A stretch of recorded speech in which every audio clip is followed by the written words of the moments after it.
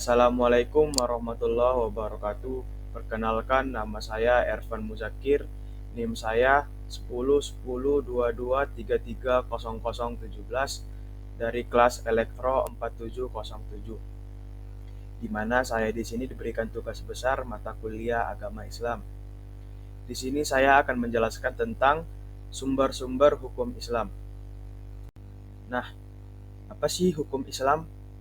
Hukum Islam merupakan kaidah-kaidah yang berdasarkan pada wahyu Allah Subhanahu wa taala dan sunnah Rasul berupa pedoman tingkah laku mukallaf yang diyakini dan mengikat semua pemeluknya, yang dibawa oleh Nabi Muhammad SAW dengan membawakan akidah atau keyakinan, amaliyah dan amalan. Sumber hukum Islam ada 4, yaitu yang pertama Al-Quran, yang kedua hadis, yang ketiga ijma, dan yang keempat qiyas. Yang pertama saya akan menjelaskan tentang Al-Quran.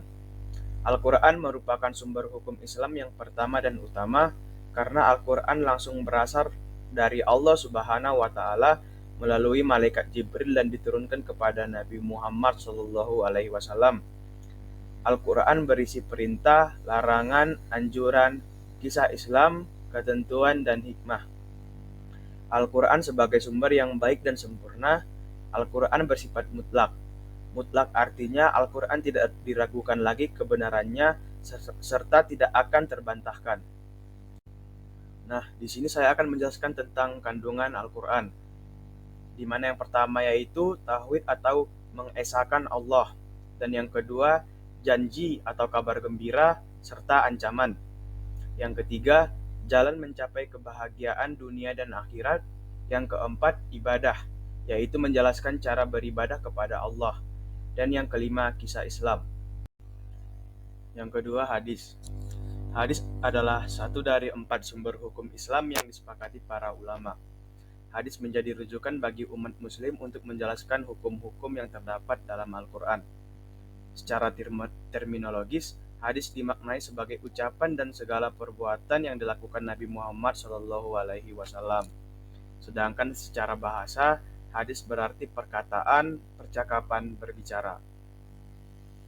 Definisi hadis dikategorikan menjadi 3, yaitu perkataan Nabi atau qauliyah, perbuatan Nabi atau fi'liyah, dan segala keadaan Nabi atau ahwaliyah.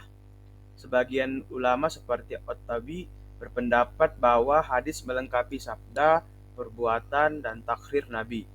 Hadis juga melengkapi perkataan, perbuatan, dan takhrir para sahabat dan tabi'in.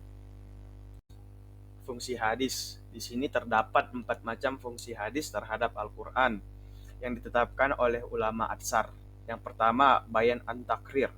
Bayan at-takrir disebut juga dengan bayan at-takid dan bayan at-isbat. Dalam hal ini, hadis berfungsi untuk menetapkan dan memperkuat apa yang telah diterangkan dalam Al-Quran. Yang kedua, bayan at-tafsir. Fungsi hadis sebagai bayan at-tafsir yaitu memberikan rincian dan tafsiran terhadap ayat-ayat Al-Quran yang masih mujmal atau samar atau tidak dapat diketahui. Yang ketiga, bayan at-tasri. Bayan at-tasri adalah mewujudkan suatu hukum atau ajaran yang tidak didapati dalam Al-Quran. Dan yang keempat, bayan an-nasah. Secara bahasa, an-nasah memiliki arti yang beragam, diantaranya al-ibtal, al-ijalah, dan at-tahwil. Dan yang terakhir, at-takyir. Ijma atau al-ijma. Ijma merupakan salah satu istilah kunci dalam hukum Islam. Ia merupakan salah satu dalil yang sangat kuat dalam struktur bangunan hukum Islam. Oleh karena itu, setiap ahli hukum Islam pasti memahaminya dengan baik. Contoh ijma. Yang pertama, contoh ijma dalam masalah akidah.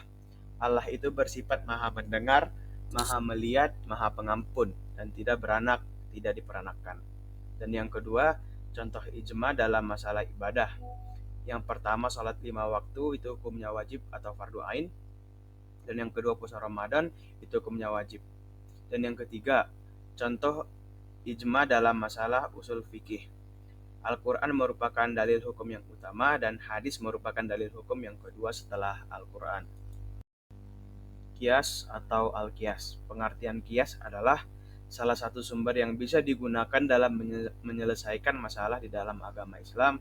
Secara etimologi, kias berasal dari bahasa Arab, merupakan bentuk masdar dari kata tersebut, memiliki arti membandingkan, mengukur, menyamakan, dan menganalogikan. Dengan kata lain, memiliki arti mengukur sesuatu melalui sesuatu yang lainnya. Mengkiaskan memiliki arti menyamakan atau mengira-ngirakan sesuatu mulai sesuatu yang lain. Secara terminologis, menurut seorang ulama usul fikih, pengertian kias adalah menyamakan sesuatu yang hukumnya tidak nas, akan disamakan dengan sesuatu yang ada nasnya, hukumnya, sebab ada sebuah persamaan ilal hukum. Rukun dan syarat kias yang pertama aslun, far'un, ilat, dan 4 hukum.